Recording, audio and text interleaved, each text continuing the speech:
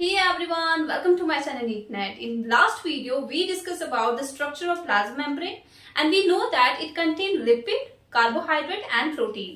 Lipid का part हमने complete कर लिया है। लिपिड में हमने सब कुछ देख लिया, जैसे कि लिपिड बाइलेयर कैसे होता है, उसकी सिमेट्री क्या होती है, ठीक है, उसकी फ्लूइडिटी हमने पढ़ ली। आज जो टॉपिक हम लेके आए हैं वो क्या है, प्रोटीन। प्रोटीन में भी कौन से प्रोटीन होते हैं वो हम आज पढ़ेंगे, कितने टाइप्स ऑफ प्रोटीन होते हैं और उसकी क्या कैरेक्टरिस्टिक्स होती है। Now we start fluid mosaic model. Fluid mosaic model किसने दिया था, सिंगर एंड निकोलसन ने। उन्होंने क्या बताया था कि जो मेम्ब्रेन है वो किससे बना हुआ है, लिपिड एंड प्रोटीन। तो अगर बात करें लिपिड की, तो लिपिड क्या है, एक बैकबोन की तरह वर्क करता है, ठीक है। लिपिड क्या है, बैकबोन। और वहीं पे प्रोटीन जो है, जो भी वो परफॉर्म करेगा, एक्टिविटीज परफॉर्म करेगा, जैसे सिग्नलिंग हो गया या फिर न्यूट्रिएंट्स का ट्रांसपोर्ट हो गया, वो सारा एक्टिविटी कौन करता है, प्रोटीन करता है। ओके, क्लियर है इतना। ओके, तो एक क्वेश्चन आपके माइंड में आया होगा कि अगर हम उसका स्ट्रक्चर देखते हैं प्लाज्मा मेम्ब्रेन का, तो प्लाज्मा मेम्ब्रेन में जो लिपिड है वो तो बहुत ज्यादा अमाउंट में होता है, वहीं पे जो प्रोटीन है वो तो बहुत कम अमाउंट में होता है। ऐसा कैसे? तो मैं उसका रीजन बताती हूँ कि ऐसा क्यों होता है।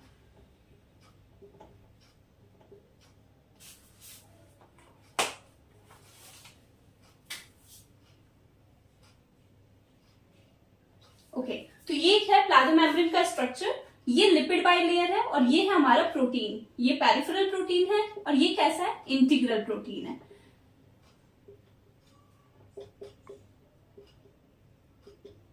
तो क्वेश्चन माइंड में ये आता है कि जो अगर हम बात करें कि प्रोटीन और लिपिड दोनों ही इक्वल प्रोपोर्शन में प्रेजेंट है, लेकिन वो मॉलिक्यूलर मास के अकॉर्डिंगली हम इसको देखते हैं कि अगर मैं इसको नंबर्स में बोलती कि लिपिड और प्रोटीन दोनों ही नंबर वाइज सेम है, तो मैं बोलती कि 100 है, तो 100 में से आप इजिली एनालाइज कर लेते कि 50 तो लिपिड है और 50 प्रोटीन है।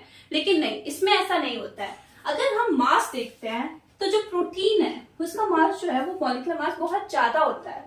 अगर हम एक प्रोटीन को कंसीडर करें तो एक प्रोटीन 50 लिपिड के इक्वल होता है, ठीक है।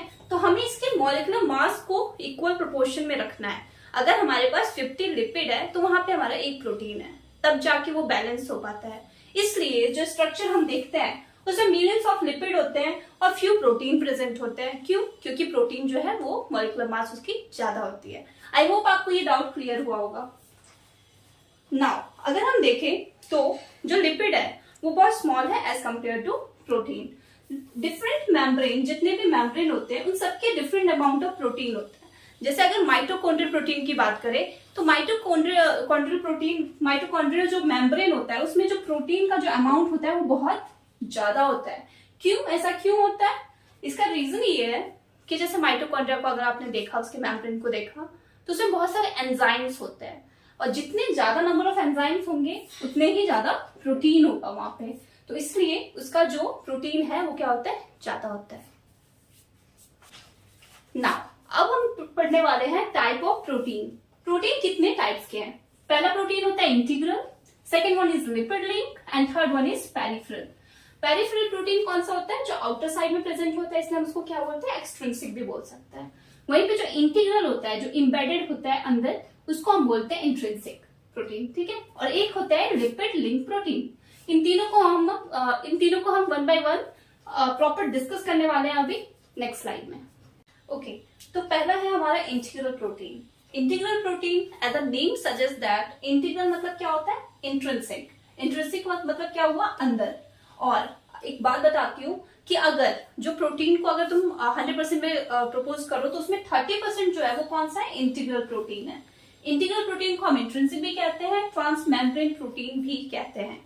तो इसका मतलब क्या हुआ, ओवरऑल अगर हम कंबाइन करके इसका डेफिनेशन बोले तो जो इंट्रिंसिक जो प्रोटीन होता है, इंटीग्रल प्रोटीन, वो क्या होता है, एम्बेडेड होता है मेम्ब्रेन में, ठीक है। कैसे, वेट अ सेकंड। और प्लस ये बहुत टाइटली एसोसिएट होता है। ट्रांस मेम्ब्रेन का मतलब ये होता है, ट्रांस का मतलब किसी चीज को क्रॉस करना। किसको क्रॉस कर रहा है, मेम्ब्रेन को क्रॉस कर रहा है। तो ये मैंने आपको दिखाया कि कैसे यहाँ पे जो प्रोटीन है, इंटीग्रल प्रोटीन, वो कैसे मेम्ब्रेन को क्या करता है, क्रॉस करता है। तो ये है ट्रांस मेम्ब्रेन प्रोटीन। इंट्रिंसिक का मतलब इनसाइड, वो इम्बेडेड है मेम्ब्रेन में, और प्लस इसको हम क्या बोलते हैं, इंटीग्रल प्रोटीन। ये क्लियर हो गया। इसके आगे अगर देखें तो इंटीग्रल प्रोटीन जो है उसको हम क्या बोलते हैं, एम्फीपैथिक। इसका मतलब क्या होता है कि वो हाइड्रोफोबिक भी साइड है उसके पास और हाइड्रोफिलिक साइड भी है।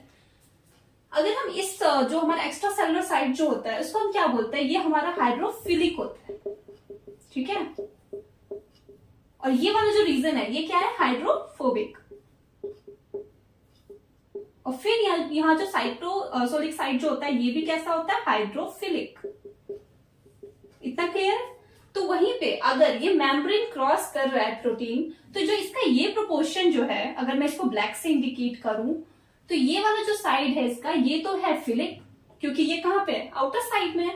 वहीं पे ये जो है ये भी फिलिक है, क्यों, क्योंकि ये कहां पे, साइटोसोलिक साइड में है।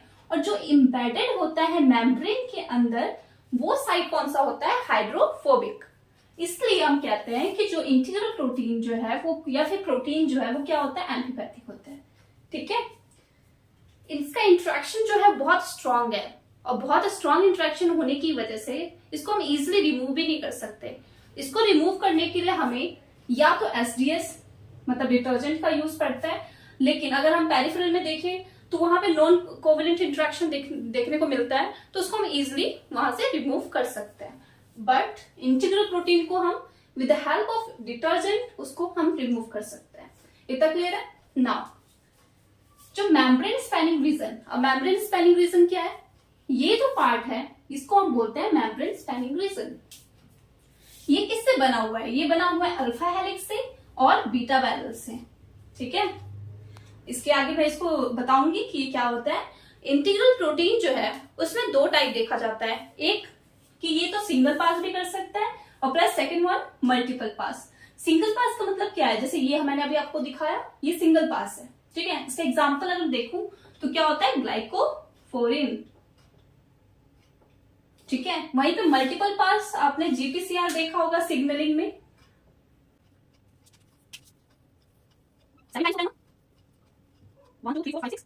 ठीक है। तो ये क्या है, जीपीसीआर। तो मैं इसका एग्जाम्पल यहां लिख देती हूँ।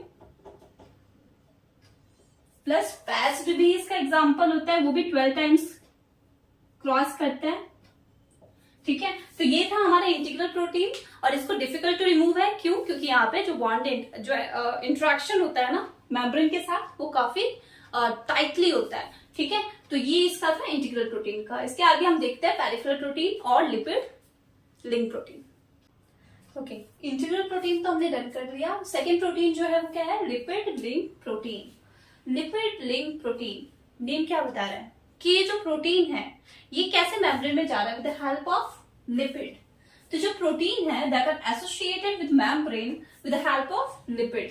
तो अगर हम इसका एग्जांपल देखते हैं तो ये जैसे आपका प्रोटीन है, ठीक है, तो यहाँ तो लिपिड है और ये प्रोटीन है। With the help of amide bond ये क्या करता है, लिपिड बाइलेयर को, लिपिड बाइलेयर से क्या करता है, इस मेम्ब्रेन से क्रॉस करेगा या फिर इसमें जाएगा, ठीक है। तो ये था हमारा लिपिड लिंक प्रोटीन, जो कि प्रेजेंट होता है साइटोसोलिक साइड में भी और नॉन साइटोसोलिक साइड में भी।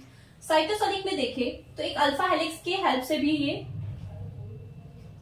बाइलेयर क्रॉस करता है। लिपिड में देखें अगर, तो लिपिड में कौन कौन से आते हैं, एक तो ये आता है मेरिस्टोइल, पाल्मिटिक एसिड और फार्नेसाइड एंकर, ये तीन आते हैं, ठीक है। Now the third one is, इससे ज्यादा क्वेश्चन नहीं पूछे जाते पेरिफेरल से। इसके जो थर्ड पार्ट है वो कौन सा है, पेरिफेरल प्रोटीन। जो थर्ड टाइप है प्रोटीन का वो है पेरिफेरल प्रोटीन। पेरिफेरल प्रोटीन कौन सा है, जो हमारे आउटर साइड में प्रेजेंट था, एक्सट्रिंसिक साइड में जो present. If you are talking about third type of protein which is peripheral protein, peripheral protein name ही इंडिकेट कर रहा है कि पेरिफेरी, आउटर साइड में प्रेजेंट। अगर हम ये मेम्ब्रेन देखें, अगर ये प्लाज्मा मेम्ब्रेन है, ये जो मैंने बनाया है, तो ये आउटर साइड में प्रेजेंट होता है। इधर ये लिपिड बाइलेयर के ऊपर होगा या फिर नीचे प्रेजेंट होगा, साइटोसोलिक साइड या एक्स्ट्रासेलुलर साइड में प्रेजेंट होगा। इसलिए मैंने लिखा है कि it can present in cytosolic और नॉन साइटोसोलिक साइड, ठीक है ना। इसका जो इंट्रैक्शन होता है वो कैसा होता है, नॉन कोवेलेंट इंट्रैक्शन। तो जैसा हमने देखा था कि लिपिड एंकर भी कोवेलेंट होता है, इंटीग्रल वाला भी कोवेलेंट होता है, लेकिन पेरिफेरल जो है वो नॉन कोवेलेंट इंट्रैक्शन शो करता है। कैसे, हाइड्रोजन बॉन्डिंग हो गया, ठीक है, या फिर हमारे और भी इंट्रैक्शन देखने को मिलता है। तो इसको रिमूव करना बहुत इजी है, ठीक है। इसमें हमें ज्यादा एफर्ट्स डालने की जरूरत नहीं है as compare to integral protein और lipid link protein. No association with lipid of membrane, इसका जो है इसका कोई कांटेक्ट नहीं है लिपिड के साथ, ये बस आउटर पे प्रेजेंट होता है। अगर मैं ये स्ट्रक्चर बनाऊं इसका, तो ये जैसे यहाँ पे प्रेजेंट है, यहाँ, ठीक है, ऐसे ऐसे प्रेजेंट होता है ये प्रोटीन। क्लियर है? तो ये हमारा था third type of protein, peripheral protein. Question आता है कि हम इसको सॉल्युबलाइज कैसे करें, ठीक है, इन प्रोटीन को हम सॉल्युबलाइज कैसे करें, या फिर हमें अगर इसको हटाना है, रिमूव करना है, तो वो कैसे कर सकते हैं।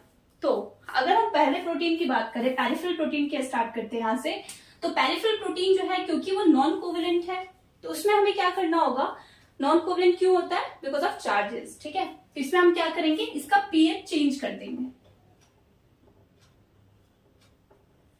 ठीक है। जो पूरा इन्वायरमेंट है ना, उस इन्वायरमेंट का हम क्या करेंगे, पीएच चेंज कर देंगे। जैसे ही हम पीएच चेंज करेंगे तो उस टाइम पे क्या होगा कि उसका इंट्रैक्शन वीक हो जाएगा और वो इजिली रिमूव हो जाएगा। ये तो हमारा पेरिफेरल प्रोटीन का है। वहीं पे अगर लिपिड लिंक प्रोटीन की बात करें, तो लिपिड लिंक में हम क्या कर सकते हैं, जैसे यहाँ पे थायस्टर लिंकेज है, अमाइड लिंकेज है, तो हम यहाँ पे क्या यूज करेंगे, हम यहाँ पे एंजाइम यूज करेंगे। एंजाइम क्या करेगा, ये इसको रिमूव करने में हेल्प करेगा लिपिड लिंक प्रोटीन में। वहीं पे तो अगर हम इंटीग्रल प्रोटीन की बात करें, तो इंटीग्रल प्रोटीन जो है वो क्या है, बहुत इंट्रैक्ट है, टाइटली इंट्रैक्ट है। तो वहां पे हमें क्या चाहिए, एसटीएस प्रोटीन की हेल्प चाहिए, डिटर्जेंट की हेल्प चाहिए उसे रिमूव करने के लिए। तो यहाँ पे अगर हम देखें कि जैसे ये डिटर्जेंट है, ठीक है, ये यहाँ पे इंटीग्रल प्रोटीन है जो इम्बेडेड है, और यहाँ पे हमने डिटर्जेंट यूज किया है।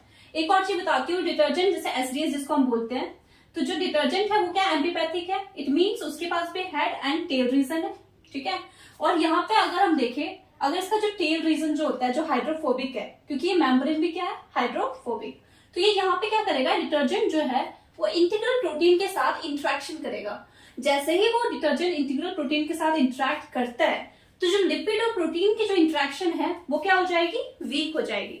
जैसे ही वो वीक होता है तो उस टाइम पे जो इंटीग्रल प्रोटीन है वो इजिली रिमूव हो सकता है। तो ये टेक्निक हम यूज करते हैं थर्ड इंटीग्रल के लिए। तो मैंने आपको बता दिया पेरिफेरल, लिपिड एंकर और इंटीग्रल प्रोटीन में क्या यूज करते हैं ना। एक टेक्निक पढ़ने वाले हैं जिसका नाम है FRAP, FRAP। It is fluorescence recovery after photobleaching. तो ये जो टेक्निक है, बेसिकली हम इसे पढ़ते क्यों हैं, इसमें हम देखते हैं, जैसे हमने देखा था मूवमेंट देखा था किसका, प्रोटीन का, लिपिड का। कौन कौन से मूवमेंट देखे थे हमने, लेटरल डिफ्यूजन और रोटेशनल डिफ्यूजन। उसी को एक्सपेरिमेंटली हमने प्रूव करने के लिए ये टेक्निक यूज करते हैं, जिसे बोलते हैं फ्रैप, ठीक है। फ्रैप क्या करता है, it use to study the protein movement diffusion in membrane. किसी भी मेम्ब्रेन में, जैसे प्लाज्मा मेम्ब्रेन होता है, उसमें उसको स्टडी करता है कि कैसे लेटरल डिफ्यूजन जो है यहाँ वर्क कर रहा है। तो इसके लिए हमने क्या किया, हमने एक मेम्ब्रेन लिया, ठीक है, जैसे इसको हमने क्या किया, कलर कर दिया, कलर नहीं किया, लेबल कर दिया। लेबल किससे किया, with the help of antibody, ठीक है। और एंटीबॉडी कैसा होना चाहिए, फ्लोरोसेंस होना चाहिए। क्यों, क्योंकि वो लाइट एमिट कर पाए। तो जैसे ही हमने एंटीबॉडी से इसको क्या कर दिया, लेबल कर दिया। नाउ इसको हमने ब्लीच किया, ठीक है, आधा पार्ट को हमने ब्लीच किया, और जैसे ही हम लेजर लाइट वहां पे इंपार्ट करेंगे, उस टाइम पे क्या होगा, उस टाइम पे फ्लोरोसेंस जो है वो डिस्ट्रॉय हो जाएगा। फ्लोरोसेंस जो हमने किया था ना, जो लेबल किया था, वो डिस्ट्रॉय हो जाएगा। उससे क्या होगा, यहाँ पे अगर ये डिस्ट्रॉय हो गया, फॉर एग्जाम्पल हमने इतना डिस्ट्रॉय कर दिया, तो ये आफ्टर सम टाइम जब हम देखेंगे इसको अंडर द माइक्रोस्कोप, तो कॉमन सी बात है, हमें वो रीजन नहीं दिखना चाहिए, वो रीजन खाली दिखना चाहिए, यहाँ पे कुछ भी नहीं दिखना चाहिए। लेकिन देखने को क्या मिला कि वहां पे ये जो रीजन है ना, ये वहां पे हमें लाइट एमिट कर रहा था। इट मींस वहां पे डेफिनेटली एंटीबॉडी प्रेजेंट थे, एंटीबॉडी लेवल प्रोटीन जो थे वो वहां पे प्रेजेंट थे। तो इसका क्या रीजन हुआ, यहाँ पे क्या देखने को मिला हमें,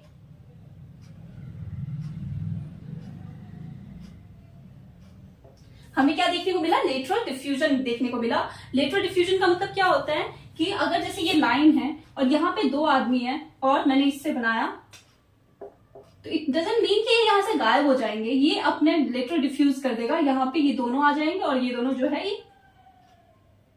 ये यहाँ याद चलेगा। ठीक है, आई होप आपको क्लियर होगा।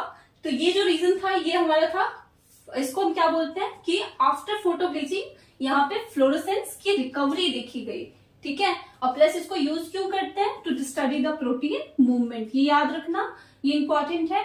एक टॉपिक छूट गया था, हाइड्रोपैथी प्लॉट। ठीक है, हाइड्रोपैथी प्लॉट क्या होता है, जैसे अगर ये रीजन क्या होता है, ये हाइड्रोफोबिक रीजन है ना, तो ये हाइड्रोफोबिक रीजन को ऐसे ग्राफ में दिखाया जाता है, ठीक है।